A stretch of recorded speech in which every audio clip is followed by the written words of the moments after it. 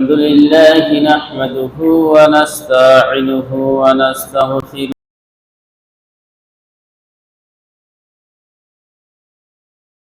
من شرور أنفسنا ومن سيئات أعمالنا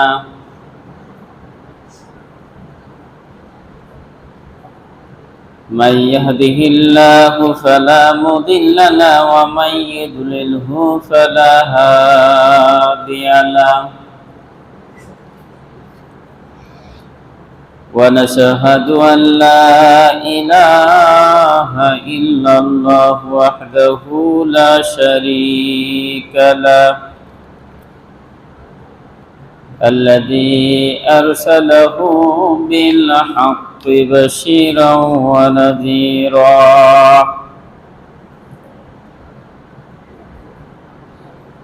وداعيا إلى الله بإذنه وسراجا منيرا أما بعد أعوذ بالله من الشيطان الرجيم بسم الله الرحمن الرحيم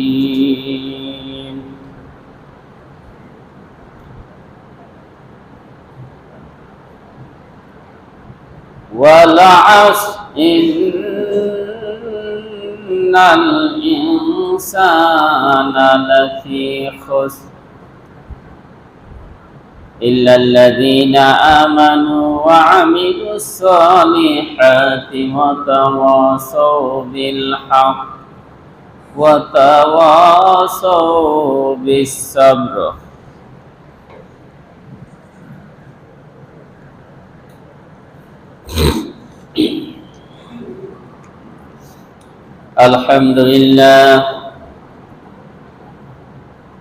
الحمد لله نحمده ونستعينه ونستغفره ونعوذ بالله من شرور أنفسنا ومن سيئات أعمالنا من يهده الله فلا مضل له ومن يضلله فلا هادي له ونشهد أن لا إله إلا الله وحده لا شريك له الذي أرسله بالحق بشيرا ونذيرا وداعيا إلى الله بإذنه وسراجا منيرا أما بعد أعوذ بالله من الشيطان الرجيم بسم الله الرحمن الرحيم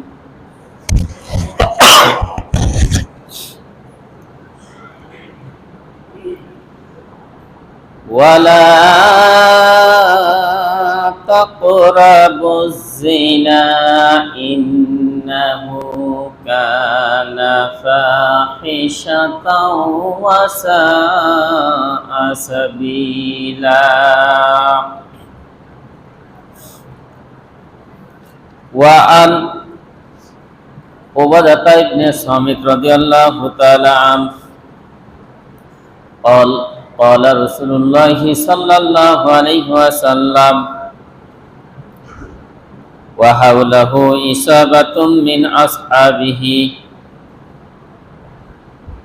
بايعوني على أن لا تشركوا بالله شيئا ولا تسرفوا ولا تزنوا ولا تقتلوا أولادكم ولا تأتوا ببهتان تفترونه بين أيديكم وأرجلكم ولا تعصوا في معروف فمن وفى منكم فأجره على الله ومن أصاب من ذلك شيء فعوقب في الدنيا رواه البخاري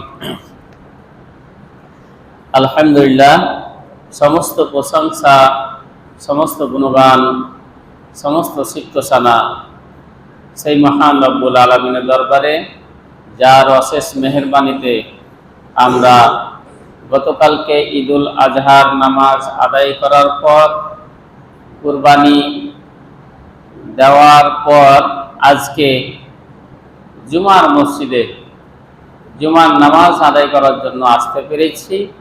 এই জন্য সেই মহান রব্বুল আলামিনের দরবারে শুকরিয়া জ্ঞাপন করছি। সকলেই বলছি আলহামদুলিল্লাহ। লক্ষ কোটি দুরূদ ও তাসলিমা বর্ষিত হোক বিশ্ব নবীর প্রতি, সকলেই বলছি সাল্লাল্লাহু আলাইহি ওয়াসাল্লাম। সম্মানিত উপস্থিতি, আমি আপনাদের সামনে সূরা বানী ইসরাঈলের 32 নম্বর আয়াত তেলাওয়াত করেছি এবং বুখারী শরীফের একটি বড় হাদিস তেলাওয়াত করেছি।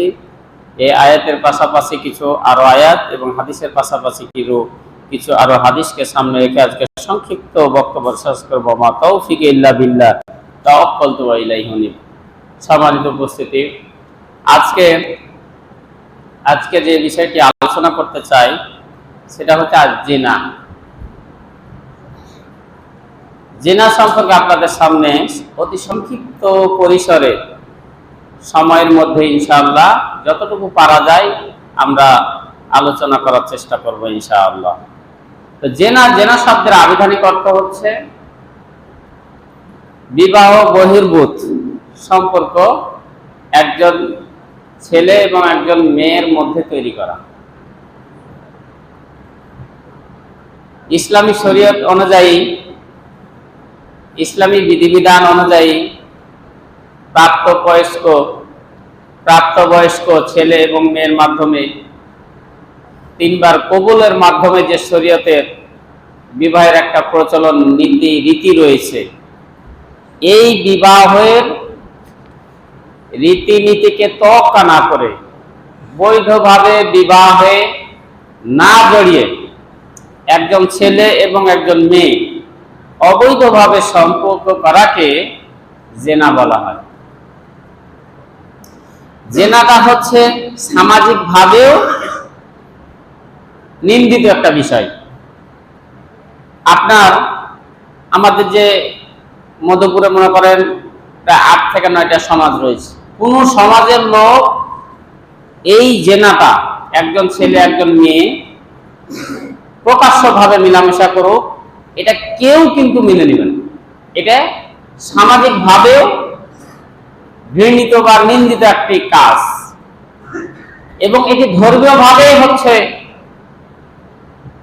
হারাম কাজ। ধর্মেও এর কোনো স্থান নাই, তাতে ইসলাম ধর্ম যে কোনো ধর্মে জেনাটাকে কিন্তু মেনে নেয় না। তাহলে সামাজিকভাবেও জেনা একটি পরিত্যক্ত কাজ, তারপর ধর্মীয়ভাবেও জেনা এটা হচ্ছে একটি ঘৃণিত কাজ। এভাবে যে কোনো আদর্শিক কাজে প্রত্যেকটা মানুষের একটা আদর্শ রয়েছে, প্রত্যেকটা জাতির একটা আদর্শ রয়েছে, প্রত্যেকটা ধর্মের একটা আদর্শ রয়েছে। কোনো আদর্শিক ব্যক্তি হোক, প্রতিষ্ঠান হোক, সমাজ হোক, ধর্ম হোক, কেউ কিন্তু আদর্শিকভাবে জেনাটাকে সাপোর্ট করে না। তার মানে সামাজিকভাবেও বয়কট, ধর্মীয়ভাবে বয়কট, আদর্শিকভাবেও জেনা হচ্ছে বয়কট। আর আল্লাহ রাব্বুল আলামিন আজকে যে আয়াতটি আমি আপনাদের সামনে তেলাওয়াত করেছি, সর্বপ্রথমে তিনি বলছেন ওয়ালা তাকরাবুজ জিনা ইন্নাহু কানা ফাহিশাতাও ওয়া সাআ সাবিলা। আল্লাহ রাব্বুল আলামিন বলেন যে তোমরা জেনা তো করো না, জেনার নিকটবর্তী হওয়া যাবে না। জেনা তো করতে নিষেধ করছেই, মানে জেনা তো করা যাবেই না, আল্লাহ রাব্বুল আলামিন নিকটবর্তী হওয়া যাবে। যদি এর নিকটবর্তী হও তাহলে এটা কি কাজ? ইন্নাহু কানা ফাহিশা, এটা হচ্ছে খুবই খারাপ কাজ। ফাহিশা কাজ, অশ্লীল কাজ, ওয়াসা আসাবিলা, পৃথিবীতে যত খারাপ কাজ রয়েছে সমস্ত খারাপ কাজের মধ্যে এই জেনা একটা খারাপ কাজ। এখন আমরা এই আয়াতের যদি ব্যাখ্যা যায় যে এই যে জেনার ব্যাপারে আল্লাহ রাব্বুল আলামিন সর্বপ্রথম মানুষদেরকে নিষেধ করলেন যে জেনা করা যাবে না, জেনার নিকটবর্তী হওয়া যাবে না, এটা একটা ফাহিশা কাজ, অশ্লীল কাজ, খারাপ কাজ, পৃথিবীর মধ্যে সবচেয়ে ঘৃণিত একটা পথ। এই জেনার নিকটবর্তী কিছু মাধ্যম রয়েছে। জেনা আমাদের সমাজে প্রচলন হওয়ার ক্ষেত্রে কিছু মাধ্যম রয়েছে। এই মাধ্যম দ্বারা থেকে আপনাকে বেঁচে থাকতে হবে, তাহলে জেনা থেকে আপনি বাঁচতে পারবেন। নাম্বার 1, আপনার অশ্লীল ভিডিও, অশ্লীল ছবি, অশ্লীল ফটোগ্রাফ, অশ্লীল যে কোনো সাইটের কাজ হতে পারে। 1 নাম্বার জেনাকে সামনে দিকে নিয়ে আসার জন্য, জেনাকে বাস্তবায়ন করার জন্য এটা একটা দায়ী। অশ্লীল ভিডিও কিসে দেখতে পান? অশ্লীল ভিডিও মোবাইলে দেখতে পান। তাহলে জেনা বাস্তবায়নের ক্ষেত্রে মোবাইল একটা গুরুত্বপূর্ণ ভূমিকা রাখে। আজকে প্রত্যেকটা ঘরে ঘরে, প্রত্যেকটা মোড়ে মোড়ে, দেশে দেশে আপনি মোবাইল খুললেই, খবর জুড়লেই, টিভি জুড়লেই শুধু ধর্ষণ আর ধর্ষণ, ধর্ষণ আর ধর্ষণ। সেই 3 বছরের রামিসা থেকে শুরু করে 100 বছরের বুড়ি পর্যন্ত আজকে এই ধর্ষণের হাত থেকে রেহাই পাচ্ছে না। এর একমাত্র কারণটা কি? এর একমাত্র কারণ হচ্ছে এই পর্নোগ্রাফি, এই অশ্লীল ভিডিও, এই অশ্লীল ছবি। ছেলে এবং মেয়ের মাঝে বিবাহের আগেই পরিচিত হয়ে যাওয়া এবং WhatsApp, imo, Messenger, Instagram, YouTube থেকে শুরু করে যত ওয়েবসাইট, অ্যাপস গুলো রয়েছে যেগুলোতে ছবি আদান প্রদান করা যায়, ভিডিওতে কল, কথা বলা যায়, এই সমস্ত অ্যাপসের মাধ্যমে আজকে একজন বেগানা ছেলে এবং অপরিচিত নারী দুইজনের বিবাহের আগেই দেখা গেল শরীরের সমস্ত অঙ্গ প্রত্যঙ্গ তারা দেখাদেখি করে। দেখার পর একজন মেয়ে দেখেন মনে করেন বিভিন্ন জেলায় বা বিভিন্ন বিদেশে বিভিন্ন জায়গায় আছে, এবং সে তখন ওই সমস্ত অশ্লীল ভিডিও দেখার পর তার আর ব্রেন ঠিক থাকে না। তখন 3 বছরের লামিসা, 5 বছরের আসিয়া, এভাবে তনু, কত উদাহরণ দেওয়া যাবে বাংলাদেশে।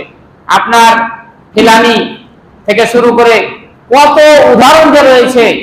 আপনার ধর্ষণ করে আজকে শ্বাস রোধে মেরে ফেলে দিচ্ছে, গণধর্ষণ করছে।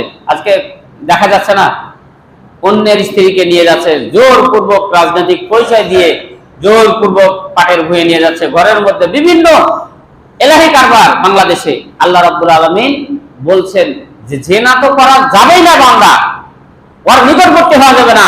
আর ওর নিকটবর্তী হতে গেলে কিছু মাধ্যম রয়েছে। এই 1 নাম্বার মাধ্যম হচ্ছে অশ্লীল ভিডিও, অশ্লীল ছবি, পর্নোগ্রাফি। এই বিভিন্ন অশ্লীল ছবিগুলো দেখার পর তারা আর ঠিক থাকতে পারে না।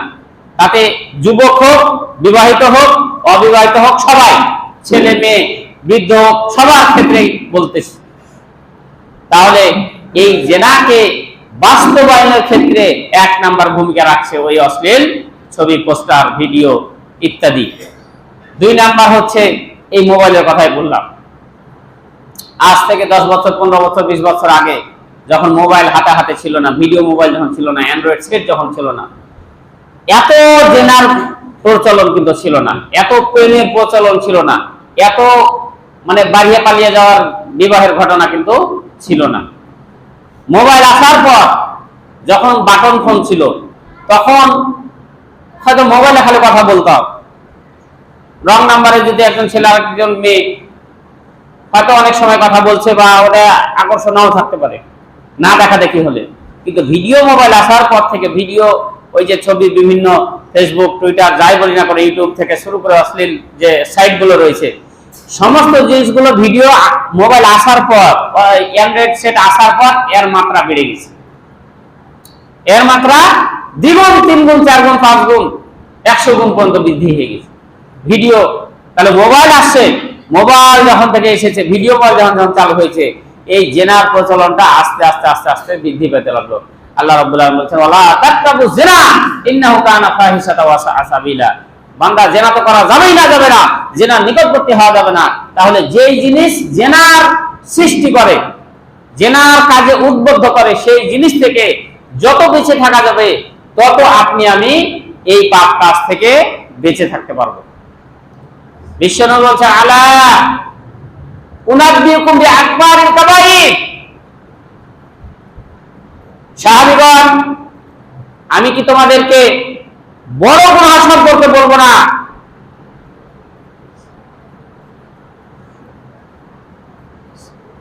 সাহাবীগণ বললেন ক্বালু ইয়া রাসূলুল্লাহ বালা, হ্যাঁ অবশ্যই বলবেন। ক্বালা, বিশ্বনবী বললেন আল ইশরাকু বিল্লাহ ওয়া কাতলুন নাফস ওয়া শাহাদাতু কাউলু যুর, অথবা বলা হয়েছে ওয়া শাইখুন জানিন। এখানে বললেন 1 নাম্বার শিরক করা, 2 নাম্বার হত্যা করা অন্যায়ভাবে মানুষকে, 3 নাম্বার হচ্ছে মিথ্যা সাক্ষ্য দেওয়া, 4 নাম্বার হচ্ছে মিথ্যা কথা বলা, অথবা বৃদ্ধ অবস্থায় বিবাহিত পুরুষ জেনায় লিপ্ত হওয়া। এটা হচ্ছে 4টা কাবিরা বড় গুনাহ, তার মধ্যে 1 নাম্বার, 4টার মধ্যে একটা, যে ওয়া শাইখুন জানিন, ওই বিবাহিত পুরুষ যে জেনায় লিপ্ত হয়, পরকীয়ায় লিপ্ত হয়। সম্মানিত উপস্থিতি, তাহলে এই জেনা হচ্ছে পৃথিবীর 4টা বড় কাবিরা গুনাহ, তার মধ্যে একটি, 4টার মধ্যে একটি। তাহলে এটা ছোটখাটো বিষয়। আর আজকে দেখা গেল আপনার পত্রিকা খুঁজলে, ফেসবুক খুললে, আপনার ইউটিউব খুললে, টিভি চালু করলে সব জায়গায় এই জেনা আর জেনা, সব জায়গায় ধর্ষণের খবর, ধর্ষণের খবর ছয়টা হয়ে গেছে। আজকে 3 বছরের মেয়ে, একটা কত বছর, কত বড় বয়স, 3-4 বছরের মেয়ের যে ঘটনাগুলো আসতেছে, কতটা বড় বয়স। একটা ছেলে মেয়ে স্কুলে ভর্তি করা লাগে 5 বছর, কারণ তার বয়স হয়নি, তার বুঝ হয়নি। তাহলে কিভাবে 3-4 বছরের একটা মেয়েকে ধর্ষণ করা হয়? 5-6 বছর থেকে শুরু করে কত বাংলাদেশে বর্তমান ট্রেন্ডিং অবস্থা আজকে। আর এই জেনা থেকে মানে বেঁচে থাকার কারণে আল্লাহ রাব্বুল আলামিন কিভাবে বেঁচে থাকবেন, জেনা কিভাবে রোধ করা যায়, কিছু প্রেসক্রিপশন দিয়েছেন, কিছু ওষুধ দিয়েছেন, কিছু সলিউশন দিয়েছেন যে জেনা কিভাবে রোধ করা যায়। আজকে তো আমাদের বাংলাদেশ সরকার জেনা রোধ করতে পারছে না। আজকে দেখা গেল রামিসার পরে ময়মনসিংহের ঘটনা ঘটলো, 9 বছর বয়স, ওখান থেকে সাতক্ষীরায় ঘটলো, গত 1 বছর আগে মাগুরায় ঘটেছিল, তনু হত্যা কুমিল্লাতে ঘটেছিল, অর্থাৎ কত জায়গা, সব জায়গাতে আজকে এইগুলো খবর জানেন। তো আল্লাহ রাব্বুল আলামিন বলছেন যে এই জেনা থেকে কিভাবে বেঁচে থাকা যায়, এর সলিউশন তোমাদেরকে আমি বলে দিচ্ছি। আল্লাহ রাব্বুল আলামিন বলেন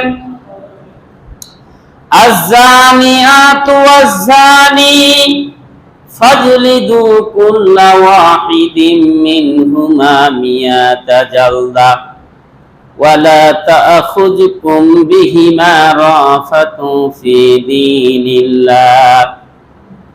রাব্বুল আলামিন বলেন জেনাকারিনী মহিলা এবং জেনাকারী পুরুষ দুইজন যদি ধরা পড়ে যায়, সাক্ষ্য প্রমাণ দিয়ে যদি প্রমাণিত হয়ে যায়, আল্লাহ রাব্বুল আলামিন বললেন ফাজলিদু কুল্লা ওয়াহিদিম মিনহুমা মিয়াতা জালদা, তাহলে তাকে 100টা করে বাড়ি, লাঠির বাড়ি অর্থাৎ বেত্রাঘাত করতে হবে, বেতের বাড়ি 100টা করে বাড়ি, ছেলেকে মারা লাগবে, মেয়েকে মারা লাগবে। এই হুকুম হচ্ছে অবিবাহিত পুরুষ এবং অবিবাহিত মহিলাদের। মানে শক্তি দিয়ে গোটা সমাজের সামনে বিচার বসায়া ফাঁকা ফিল্ডে, ওপেন ফিল্ডে যদি প্রমাণ হয়ে যায়, আর ওই হিয়ারিং কিছু টাইম নাই, ধরা পড়ছে, প্রমাণ হয়েছে, সাক্ষ্য নিয়ে আসা হয়েছে যে হ্যাঁ এরা জেনাকার, এই ছেলে জেনা করছে, মেয়ে জেনা করছে, ওপেন ধরা পড়ছে। আর কিসের বিচার, আর কিসের কোর্ট কাছারি, কিসের কিছু দরকার নাই। আল্লাহ রাব্বুল আলামিন বলছে যদি তুমি জেনা বন্ধ করতে চাও তাহলে তাদেরকে 100 টাকা করে লাঠির বাড়ি মারো এবং 1 বছরের জন্য তাদেরকে দেশ থেকে বিতাড়িত করে দাও, বাড়ি থেকে বিতাড়িত করে দাও, গ্রাম থেকে তাড়ায় দাও। তাদের এটা হচ্ছে অবিবাহিত পুরুষ এবং অবিবাহিত মহিলার জন্য। যদি এরা জেনায় লিপ্ত হয় আর ধরা যদি পড়ে, প্রমাণিত যদি হয়ে যায়, তাহলে এদেরকে 1 বছরের পর্যন্ত বাড়ি থেকে বের করে দিতে হবে এবং 100 টাকা করে তার আগে বাড়ি মারতে হবে। তাহলে জেনা কি জিনিস, জেনা কত প্রকার, কি কি খেতে মধু না মিষ্টি না তিতা, তাহলে বুঝতে পারত লোক। কিন্তু আজকে কি হচ্ছে আমাদের মাঝে, আল্লাহর এই আইনকে কি করা হচ্ছে, আজকে দেখা হলো যে মধ্যযুগের আইন বলা হচ্ছে, যে এটা হচ্ছে কিসের আইন, মধ্যযুগীয় আইন। অথচ কোরআন হচ্ছে Islamic the complete code of life. আল কোরআন মাদিন ইলা ইয়াউমিল কিয়ামা, কোরআন হচ্ছে কিয়ামত পর্যন্ত অবশিষ্ট থাকবে এবং কিয়ামত পর্যন্ত যখন যে নীতি যেই মানে আইন প্রয়োজন পড়বে সমাজের জন্য, আল্লাহ রাব্বুল আলামিন কিয়ামত পর্যন্ত আর কারো কাছে ধার করা লাগবে না মুসলমানদেরকে। প্রত্যেকটা বিষয়ে ওয়ানাজ্জালনা আলাইকাল কিতাবা তিবয়ানান লিকুল্লি শাই, আমি কোরআনকে প্রত্যেকটা বিষয়ে খুঁটে খুঁটে আমি বর্ণনা করে দিয়েছি। এখানে আর কোনো কারো কাছে ধার করা লাগবে না কোনো বিষয়। আপনার যে বিষয় দরকার পড়বে সে বিষয় আপনি কোরআনের কাছে ফাসআলু আহলা যিকরি ইন কুনতুম লা তা'লামুন। আপনি জানেন না, আপনি প্রধান বিচারপতি হয়েছেন, আপনার কোরআন সম্বন্ধে জ্ঞান নাই, যে কোরআনের জ্ঞান রাখে তার কাছে আপনি শিখেন, এখানে দোষ নাই। আপনি জানবেন, আপনি মসজিদের সভাপতি হয়েছেন, সেক্রেটারি হয়েছেন, তা ঘোড়ার ঘাস হয়ে গেছে নাকি? কিছুই হয়নি। আপনি চেয়ারম্যান হয়েছেন, আপনি মেম্বার হয়েছেন, এমপি হয়েছেন, আপনি কি হয়ে গেছেন? আপনার কোরআন পড়তে জানেন না, তো এই জেনা করলে জেনার শাস্তি কি হবে? যে জানে তার কাছে জানেন, জানার পর আইনটা প্রয়োগ করেন, এটা হচ্ছে আসল নিয়ম। এর কোরআন হচ্ছে একেবারে টাটকা সবার জন্য ইনসাফপূর্ণ। আপনি 2টা-3টা এইভাবে কোরআনের আইনগুলো আপনি ব্যবস্থা নেন তো দেখি। এত উকিল লাগবে না, এত হিয়ারিং লাগবে না, এত ডেট লাগবে না। আপনার ওই আসিয়াকে 3 মাসের মধ্যে, আসিয়ার ওই যে কি জানো হিটু শেখকে আপনার মনে হলো যে একে 1 মাসের মধ্যে ফাঁসি দিয়ে দেওয়া হবে, রায় দেওয়া হলো, আবার ওটাকে নিয়ে তাল ভাঙা করতেছে, এখন পর্যন্ত ফাঁসি কার্যকর হলো না।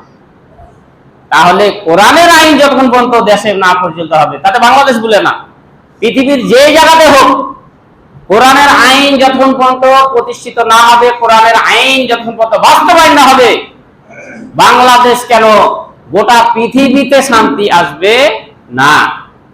আল্লাহ রাব্বুল আলামিন বলছেন জেনার ওখানে তো যাওয়াই যাবে না, যদি যায় অবিবাহিত পুরুষ অবিবাহিত নারীর শাস্তি হচ্ছে এটা, 100টা বাড়ি মারো তাকে, দুইজনকে দিয়ে 1 বছরের জন্য বাড়ি থেকে বের করে দাও, গ্রাম থেকে তাকে বিতাড়িত করে দাও। এটা গেল অবিবাহিত নারী এবং পুরুষের জন্য। আর বিবাহিত পুরুষের জন্য ফারুজিমা বলা হয়েছে হাদিসের ভাষা, যে বিবাহিত পুরুষ বিবাহিত মহিলা জেনা করতে গিয়ে ধরা পড়ছে এবং প্রমাণিত হয়ে গিয়েছে যে হ্যাঁ এরা দুইজন জেনা করছে, আল্লাহ রাব্বুল আলামিনের নবী বলছেন যে 100 টাকা করে এদেরকে বাড়ি মারো এবং মাজা পর্যন্ত মাটিতে পুঁতে ফেলো। 100টা বাড়ি মারার পর দিয়া পাথর মেরে তাদেরকে রজম করো, অর্থাৎ যতক্ষণ পর্যন্ত তারা না মরবে ততক্ষণ পর্যন্ত পাথর মারতে থাকো তাদের দিকে, বুক পর্যন্ত তাদের বা মাজা পর্যন্ত মাটিতে পুঁতে এই কাজ, যতক্ষণ পর্যন্ত তারা না মারা যাবে ততক্ষণ পর্যন্ত তোমরা পাথর মারতে থাকো। অর্থাৎ 100 বাড়ি মারার পর আবার পাথর মেরে তাদেরকে বিদায় করে দাও দুনিয়া থেকে। এটা হচ্ছে কোরআনের আইন। 1টা-2টা আপনি আইনগুলো বাস্তবায়ন করেন, দেখেন আর ওই সব এত উকিল, এত জজ, এত ব্যারিস্টার, এত কোর্ট, এত কাছারি লাগবে না, এত কিছুই লাগবে না, পুলিশও লাগবে না, কিছু লাগবে না। জীবনের ভয় সবার আছে, প্রয়োজন পড়লে একটা জায়গায় 4টে বিয়ে করার হুকুম আছে, ও 4টে বিয়ে করবে। প্রয়োজন পড়লে একটা জায়গায় 4টে বিয়ে করবে বান্দা, কিন্তু মৃত্যুবরণের ভয় সবার আছে। এখন অনেক সময় বলে না যে একটা বিয়ে করলে 4টে বিয়ে জায়গা আছে, কিন্তু বাংলাদেশে বিয়ে করলে ক্ষতি আছে, এরকম কয় না। কিন্তু এই যে ফতোয়াগুলো যে আমরা মারি, আজকে জেনা ব্যভিচার এত বাড়ছে কেন? কারণ প্রয়োজন কি? সে তো ওই মোবাইলে ঘন্টার পর ঘন্টা পরের মেয়ের সঙ্গে কথা বলতেছে, ইমোতে চ্যাট করতেছে, মেসেঞ্জারে চ্যাট করতেছে, ভিডিও কলে তার সাথে কথা বলতেছে, বিভিন্ন পার্কে ডেটিং মারতেছে, তাহলে তার কি আর বিবাহের দরকার আছে? বিবাহের দরকার নেই। সম্মানিত উপস্থিতি, তাহলে আর এই যে দেখেন চাঁপাইনবাবগঞ্জের এই ঘটনাটা বেশি ঘটে, স্বামী বিবাহ করে 1 মাস 2 মাসের মধ্যে বিদেশ চলে গেল, আর 5 বছর ওই বাচ্চার কোনো খোঁজ নাই। ওই টাকা খালি পাঠাইছে, আর ওই গ্রামে পুরুষ মানুষ নাই বললেই চলে। তখন ওই ফেরিওয়ালা, আইসক্রিমওয়ালা, তারপর হচ্ছে এই কসমেটিকওয়ালা, বিভিন্ন যে ফেরিওয়ালা আছে, ম্যাক্সিমাম দেখা গেল যে কাপড় বিক্রি করে বেড়ায়, ভ্যানে করে, সাইকেলে করে। এই ফেরিওয়ালার সঙ্গে দেখা গেল লটঘট শুরু হয়ে যাচ্ছে ম্যাক্সিমামই। আর শয়তান কি বসে আছে? শয়তান কি বসে আছে? শয়তানের কিছু কাজ নাই। শয়তান তখন বলছে যে ও বিদেশে যা পড়া থাকবে, তুই কি করবি? সুটকি শুকাবি? শয়তানে তখন আপনাকে গোতা মারে, সুরসুরি দেয়। এই কারণে তখন দেখা গেল যে টাকা পয়সা স্বামী ভুলে ওর বিদেশ থেকে যত টাকা, এই টাকা নিয়ে আসে, আর এদিকে ওই কাপড় বিক্রেতাকে দেয়, যা তুমি কাপড় বিক্রি কিনো আর ব্যবসা করো। ওই কসমেটিক্যালাকে দেয়। ওই যে বিয়ে করে বললো যে ফ্ল্যাক্সিটা যত এত। ও এমনও বান্দা আছে এই বাঙালি ছেলে পিলে, যে ও মোবাইলে ওই 20টা মহিলার সাথে প্রেম করছে, এবং কোন কালার সাথে প্রেম করছে, যেগুলো এক একটা ছেলে, যাতে ধরা পড়লো 20 যাতে কেউ না যায়। আর দিবে তো দিবে কয়টা? ওর তো 20-30টার সাথে প্রেম করছে। ওরা হচ্ছে এক একটা টাকার বাক্স। বাংলাদেশের ঘটনা এগুলো অধিকাংশ ঘটছে, যেটা প্রকাশ পাইছে আমরা হয়তো মনে করছি এটা, কিন্তু ঘরে ঘরে আজকে দেখা গেল যে মোবাইল আসার পর থেকে এই ঘটনাগুলা ঘটে গিয়েছে। তা আল্লাহ রাব্বুল আলামিন এই জন্য বলছেন যে যদি জেনাকে বন্ধ করতে হয়, এই অশ্লীল বেহাইয়াপনা সমাজ থেকে যদি দূর করতে হয়, তাহলে এই শাস্তি দুইটা তুমি আগে প্রয়োগ করো। আজকে দেখা গেল 3-4 বছরের ওই লামিশা নারামিশা মেয়েটা ধর্ষণ করা হলো, সাংবাদিক তাকে প্রশ্ন করছে, মন্ত্রী সাহেবকে হাসছে আর বলতেছে মধ্যযুগের আইন কি এখন আর বাস্তবায়ন করা যাবে? অথচ আল্লাহ রাব্বুল আলামিন বলছেন যে ইন্নাল্লাযীনা কাফারু বিআয়াতিনা ওয়া কাযযাবু বিআয়াতিনা, দুটো কথা বলা হয়েছে। নিশ্চয় যারা আমার আয়াতকে মিথ্যা প্রতিপন্ন করে অথবা আমার আয়াতকে অস্বীকার করে, সাউফা নুসলিহিম নারা, তাকে আমি অচিরেই জাহান্নামের আগুনে নিক্ষেপ করব। তারা আমার আয়াতকে অস্বীকার করা, আমার কোরআনকে অস্বীকার করা, আমার বিধানকে যদি মিথ্যা প্রতিপন্ন করে, তাহলে আমি তাকে কোথায় প্রতিপন্ন করব? জাহান্নামে প্রতিপন্ন করব। অন্য জায়গায় বলছে ইন্নাল্লাযীনা কাযযাবু বিআয়াতিনা ওয়াস্তাকবারু আনহা, অন্য জায়গায় এই কথা বলছেন নিশ্চয় যারা আমার আয়াতকে মিথ্যা প্রতিপন্ন করলো এবং অহংকার ভরে আমার ওই আইনটাকে মানলো না, বললো যে এটা মধ্যযুগের আইন, এটা হচ্ছে জাহিলিয়াতের যুগের আইন, এটা কি আর এই যুগে চলে? এখন ডিজিটাল বাংলাদেশ, ডিজিটাল যুগ, স্মার্ট দেশ, স্মার্ট বাংলাদেশ, এই যুগে কি ওইসব মানধাতার পুরানো আইন চলে? 1400-1450 বছর আগের কোরআনের কথা এখন কি আর এইসব সভ্য সমাজে চলে?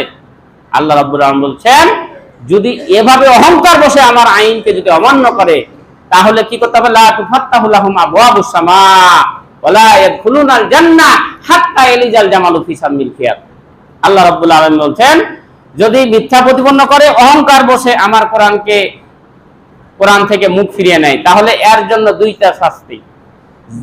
ওই আসমানের দরজা তার জন্য খোলা হবে না, কারণ মুমিন বান্দার আত্মাটা কিন্তু ওই 7 আসমানে ইল্লিনে থাকে। কোথায় থাকে? 7 আসমানে একটা জায়গা, যে জায়গার নাম হচ্ছে ইল্লিন। যখন মৃত্যুবরণ করে মুমিন বান্দা, ওই আত্মাটাকে নিয়ে যায়, ওই ফেরেশতা নিয়ে যায়, তখন ওই আসমানের দরজারা বলে ওরে সুবহানাল্লাহ, এটা কার আত্মা নিয়ে এসছো তোমরা? এত খুশবুদার, এত মানে পবিত্র, যার খুশবুর তাজল্লিতে আলোতে গোটা আসমানটা আলোকিত হয়ে গেছে। কার এত সুন্দর আত্মা, কার পবিত্র আত্মা নিয়ে এসছো?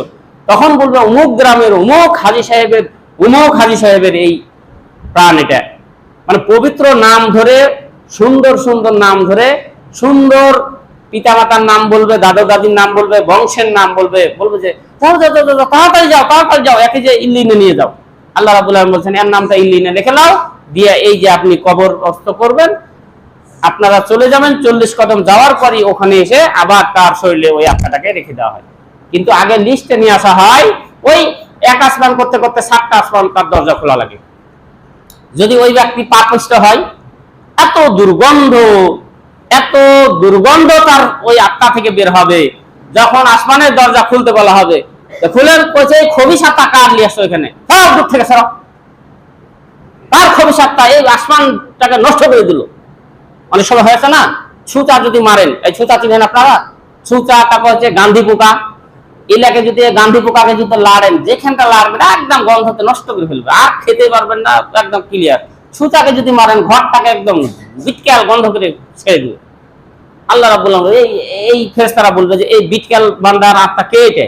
হ্যাঁ, যে নিজে বিটকাল, নিজে হচ্ছে অপবিত্র, নিজে হচ্ছে মানে যার শরীরে পচা পচা দুর্গন্ধ হয়েছে, গোটা আসমানটাকে নষ্ট করে ফেললো, এভাবে মানে কি করবে আপনার ফেরেশতারা ধমক দিবে, একে নিয়ে যা, এখান থেকে নিয়ে যা, এরকম কিন্তু কি করবে মানে ধমক দিবে ওই খবিশ আত্মাকে। তখন কি করবে, এই 7 তবক জমিনের নিচে একটা জায়গা আছে সিজ্জিন, ওই সিজ্জিনে গিয়ে বলবে যে এই জাহান্নামী লিস্ট, এই আত্মা দেখ একা, এর নামটা এখানে লিখে দে। ওখান থেকে আবার কবরে কিন্তু আপনার বসাই দিবে, তারপর তো শুরু হয়ে যাবে আযাব। সম্মানিত উপস্থিতি, তাহলে বোঝা গেল যে আপনার এই জমিনে যদি আল্লাহর আইনকে অমান্য করা হয়, তাকাব্বুরি করা হয়, মিথ্যা প্রতিপন্ন করা হয়, আপনার জন্য আসমানের দরজা খুলবে না। এবং আরেকটা কি হবে, ওয়ালা ইয়াদখুলুনাল জান্নাতা হাত্তা ইয়ালিজাল জামালু ফি সাম্মিল খিয়াত। আল্লাহ রাব্বুল আলামিন বলছেন যে জান্নাতে যাওয়া তার জন্য ততটা কঠিন, জান্নাতে যাওয়া ওই ব্যক্তির জন্য ততটা কঠিন হয়ে যাবে যতটা কঠিন আপনার একটা গর্ভবতী উট, আপনারা সুই চিনেন তো নাকি, ওই যে ধাগা করে কাঁথা সেলাই করে, ওটাকে বলে সুই বা সূচ। এই সূচের যে সামান্য ছিদ্রটুকু রয়েছে, এই সামান্য ছিদ্রর মিডিল দিয়ে বা ভিতর দিয়ে একটা গর্ভবতী উট যতক্ষণ পর্যন্ত না প্রবেশ করতে পারবে, কিয়ামত হয়ে যাবে। কিন্তু ওই সূচের সামান্য ছিদ্র দিয়ে উট কিন্তু, গর্ভবতী উট তো দূরের কথা, বড় উট তো দূরের কথা, উটের একটা ঠ্যাং যাবে, উটের একটা শিং যাবে ওই উটের সুয়ের ছিদ্র দেয়া। কিন্তু আল্লাহ রাব্বুল আলামিন গর্ভবতী উটের কথা বলেছেন, এই কারণে বলেছেন যে এটা হচ্ছে অসম্ভব। ওই সুয়ের ছিদ্র দিয়ে একটা গর্ভবতী উট প্রবেশ করা অসম্ভব। আল্লাহ রাব্বুল আলামিন তারপর বলছেন যদি কোনোদিন সম্ভব হয়, যদি কোনোদিন সম্ভব হয় ওই গর্ভবতী উট সুয়ের ছিদ্র দিয়ে প্রবেশ করবে, আল্লাহ রাব্বুল আলামিন বলছেন ওই ব্যক্তি যে কোরআনকে অস্বীকার করবে, কোরআনকে মিথ্যা প্রতিপন্ন করবে, ওর জন্য জান্নাতে যাওয়া তার চেয়ে তো বেশি অসম্ভব। তাহলে আপনি হাসতে হাসতে খিলখিলিয়ে আপনি বুঝাচ্ছেন যে এটা মধ্যযুগীয় আইন, এটা কি একটা। অথচ কোন জায়গায় কোন এলাকায় গজব নাজিল হওয়ার জন্য আল্লাহর আয়াত, আল্লাহর বিধানকে অস্বীকার করার জন্য যথেষ্ট। আল্লাহ কোন জায়গাতে ততক্ষণ পর্যন্ত গজব দেয় না যতক্ষণ পর্যন্ত ওই জায়গার মানুষ আল্লাহর বিধানকে অস্বীকার করে। ওই লূত আলাইহিস সালামের জাতিরা আল্লাহর বিধানকে অস্বীকার করছিল, তারাকে বললো যে ছেলে এবং মেয়ে দুইজন বিবাহ করো, তারা বললো দরকার আছে ছেলে ছেলে, আমরা ছেলে ছেলে বিয়ে করবো, মেয়ে মেয়ে বিয়ে করবো। সমকামিতা তারা শুরু করে দিল, যেটা হচ্ছে কাবিরা গুনাহ। আল্লাহ রাব্বুল আলামিন এত রাগান্বিত হলেন, ওদেরকে উলট পালট করে দিলেন, জমিনকে এবার ওবার করে দিলেন রাগ করে, যে এই নাফরমান বান্দারা তো আমার কথাই শুনবে না, উলট পালট করে দিলেন। দোষ কি? সবাই কি আসলে ওরকম ছিল? আজকে যদি দেখেন সারা বাংলাদেশে 19 কোটি মনে করেন আমরা মানুষ আছি, 19 কোটির মধ্যে সবাই কি খারাপ? আমরা সবাই খারাপ না, মুসলিমে কিছু খারাপ লোক আছে, কিন্তু ওই খারাপটা সবার উপর চাপাই দিচ্ছে। কিন্তু যারা ভালো আছি আমরা কিছু কথা বলছি না। এই জন্য আল্লাহ রাব্বুল আলামিন বলছেন রাগ করে আল্লাহ রাব্বুল আলামিন এই জমিনে আল্লাহর মানে আসমান থেকে জমিন থেকে বালা মুসিবত দিবেন। ওখানে যদি ওই যে ভালো লোক যে কিছু আছে তাসবিহ তাহলিল করে নামাজ পড়ে, আল্লাহ রাব্বুল আলামিন ওয়াদের দিকে তাকাবেন না যে তোরা তাসবিহ তাহলিলে ব্যস্ত আছিস আর জমিনে আমার আইনকে ভায়োলেশন করছে, অমান্য করছে, অথচ তোরা দেখতেছিস না, তোদেরকে সহ আমি ধ্বংস করে দেব। আজকে যখন ধ্বংস হয়, যখন ঝড় হয়, তখন কি ওই মনে করেন যে সমুদ্রের পাশে যে ঝড়গুলো যখন হয়, ওখানে যদি আল্লাহর ওলিও থাকে, আল্লাহর ওলির বাড়িটাকে অকথ্য থাকে? একজন যদি দিনদার ব্যক্তি যদি থাকে মানে ওই সমুদ্রের পাশে, তাদের বাড়ি কি ভাঙে না? তাদের বাড়ি কি বন্যায় সৈলাব হয়ে যায় না? যে আপনার সুনামগঞ্জ, সিলেট সহজে এবার ধান ডুবে গেল। শুধু কি খারাপ লোকের ধানগুলো ডুবলো? ওখানে কি ভালো লোকের ধান ছিল না? যখন আপনার পানি মনে করেন যে এই নদী যদি ওভারলোড হয়ে যায়, গোটা যদি এলাকা হয়ে যায়, মধুপুরের মনে করেন সবাই ডুবে গেল, এখানে কি সবাই খারাপ? সবাই খারাপ না। এই মসজিদটা কি খারাপ? কিন্তু বন্যার পানি যদি আছে, মসজিদের ভিতর ঢুকবে না? সব জায়গা ঢুকবে।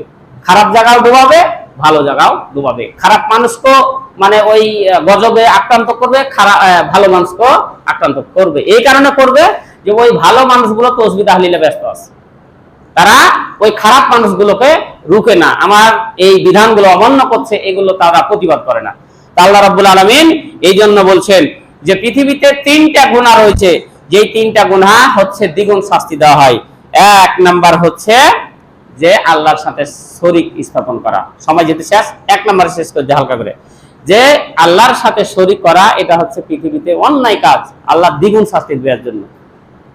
এবং আর একটা কাজ হচ্ছে যে অন্যায়ভাবে মানুষকে হত্যা করা। এই পাপ কাজ যদি করে একে দ্বিগুণ শাস্তি দিবে আখিরাতে এবং দুনিয়ায়, দুটাতেই, দুই জায়গাতেই।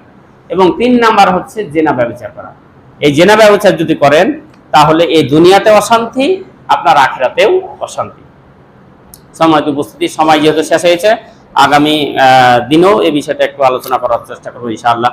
তো এই জেনার যেটা কুফল, সেটা হচ্ছে সমাজ দূষিত করবে, আপনার পরিবার দূষিত করবে, ব্যক্তি নিজে নষ্ট হবে, গোটা দেশটাকে নষ্ট করে দিবে, যা বর্তমানে আমাদের সমাজে এটা ট্রেন্ডিং একটা বিষয়, ভাইরাল একটা বিষয়। আল্লাহ পাক আমাদের সকলকে কোরআনের বিধান মেনে, কোরআন অনুযায়ী নিজের ব্যক্তি জীবন, পারিবারিক জীবন, সামাজিক জীবন চলার তৌফিক দান করেন, এই আশা ব্যক্ত রেখে সকলের সুস্বাস্থ্য কামনা